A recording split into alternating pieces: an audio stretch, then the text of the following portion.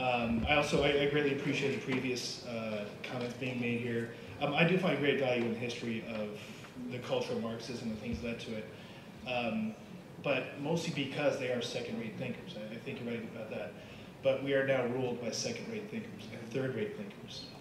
And coming from the U.S., we know very well what it's like to be ruled by third-rate thinkers, because we're now foisting that upon the rest of the world. So that's kind of what my talk is about the language that the U.S. and its surrogates and the rest of the world are using to spread its particular poison around the world. This, of course, goes way back, so I'll be able to skip some of this as I go through, but a great prophet of many of these things was Pope Leo XIII, who in 1891, on this date, in 1891, released Rerum Novarum, a very important document for our time. It was the first of the social encyclicals, and there was lots of brilliant stuff in it, but one particularly important message for us today, I think, is that, well, I'll just read two. So, the momentous gravity of the state of things fills every mind with painful apprehension. And the danger lies in this, that crafty agitators are intent on making use of these differences of opinion to pervert men's judgments and stir up the people in revolt. So he was talking about socialism very much back in the day, but these crafty agitators have not left us, obviously. Call them third-rate thinkers, call them activists, call them what you will, often Americans. But the poison is not spread very far. So as we heard a great deal yesterday and still a little bit here today, it's very important to pay attention to the particular language they are using. In America, a couple years ago, we had a progressive president who was caught in a very embarrassing situation vis-a-vis a young lady in his office. And he was dragged out in front of people. It was a very embarrassing situation for the country. But when it came time to defend himself on a key point, he actually asked to define what was actually being talked about. He said, well, it depends what your definition of is. He's not a philosopher, this guy. Very much a very smart person, very crafty agitator. And it very much does depend how we define these words, whether it is, whether it is the word progress, the progress of I'd say the poison of progress that we're bringing to the rest of the world, that we trick people into thinking is sophisticated thinking. You want to be like those Western elites, right? You want to have the right opinions, you want to be able to say them in the cleverest ways, even if those things are undermining the values that really made your own countries great. So what I wanted to talk to you about today was making sure that you pay attention to this language when it comes from these very second-rate thinkers. So the words they use are very valuable words. Tolerance, equality, health, and now love is being particularly abused as a way to, in the fight to redefine marriage. Who would stop love, right? How can you stop love? How can you stop two men from their loving relationship that men and women have been enjoying for all of history?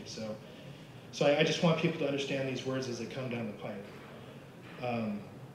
And again, another very non-third-rate thinker was George Orwell, who told us that, but if thought corrupts language, language can also corrupt thought. So as a director of communications, I'm what we call a language guy in America. And so we also work with language, but we're trying to reinstall truth into what's already being put out there, to recall the natural goods of marriage and family, and the great gifts that we give to each other in marriage. And I think these are the great things we need to recover.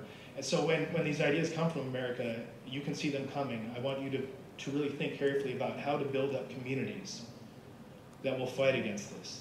Communities that will understand what's going on, communities that have reached out to politicians, not just to threaten your politicians, which is also very useful sometimes, because the government should be afraid of the people, not the other way around. But because it's better to have relationships with them. It's better to be their friends and to work through those channels so that you can really hold them accountable as a friend holds another friend accountable. And we see this more every day. I work, again, for Human Life International. We're a pro-life and pro-family missionary apostolate with friends throughout 80 countries of the world, and even more sometimes, depending on where we're working. And every day, like many of you, we're confronting these distortions of language. Things like comprehensive sexual education, sexual health and reproductive rights. Things that, like, to the neophyte, to the person who's just coming to the fight, like, who can be against this? But at the UN and other places where these words are particularly used, they're really being used to put a tremendous amount of pressure on people who find the elite opinions the ones that they too want to hold. So remember this, the word elite is also a very abused word these days. So, but these words, again, just to give you a recent case, there was a case recently in Kenya in 2010 where there was a constitutional referendum where reproductive health was on the docket. It was supposedly about eliminating corruption, which I think we've also heard recently is the justification for referenda, and politicians in the Philippines, everybody wants to eliminate corruption. But pay attention. Pay attention to the language that slips in, especially reproductive health language and diversity, equality, tolerance language like that. What happened in Kenya was, for some reason, the American vice president went to Kenya to tell people to vote a particular way on this bill. Why would they do that? Actually, a whole string of congressmen going, why so many people? Why are so many Americans going to Kenya to tell Kenyans how to vote on their own law? Biden even said, Joseph Biden, our vice president, even told people that if they did the right thing, if they passed this resolution, that the spigots of money would open up for the country. Of course, with all this pressure, the people did the right thing, and as promised, the money came right behind it. So if you know the government, if you know the people in the government, you can get a piece of that. The people who most need the money will not get a piece of that. It's because once aid comes, this perpetual aid flow from the wealthy countries, we're actually bankrupt, by the way. I don't know if you've heard that. We're out of money in the United States. We're just borrowing it from other people and pretending we haven't. So, but you bring all this money and you put tremendous pressure on the country. So when these things happen, it's very important to pay attention to the amount of energy and why Western powers are put in Africa, in Latin America, and I'm learning here recently in Georgia too, that you have to get with the elites, because this is how we're doing it, and that requires that you change your laws, that you attack the family, that you attack life at its most vulnerable. So again, we're waking up to this now in the West, not only that it's happened to us, and many of us were deceived by it too, but because we're now exporting it. We're repackaging it and selling it back to you. And, well, we also give money with it, but again, the person who gives you money, as they say, gets to call the tune. So please be aware of these things. And we're also doing it, of course, in our own country. In the American Pacific Northwest, a case I believe ADF was very involved in, there was a florist. And she's a very popular florist, has a very flourishing business, knows her customers well. As two of her regular customers were two men in a relationship who bought flowers for each other. She knew this, of course, they were still friends of hers, they were very supportive of her business, until a law passed saying that people of the same sex could be married. In the name of tolerance, justice, equality, love, they passed this law that said two men can be married, so-called married. And all of a sudden, the friendship changed. It wasn't about tolerance at all. All of a sudden, these two men, who were good friends with this florist, apparently, the florist who knew their lives, who didn't judge them, who didn't in any way wish them ill, had to tell these men that she would not provide flowers for their wedding. And then all hell broke loose.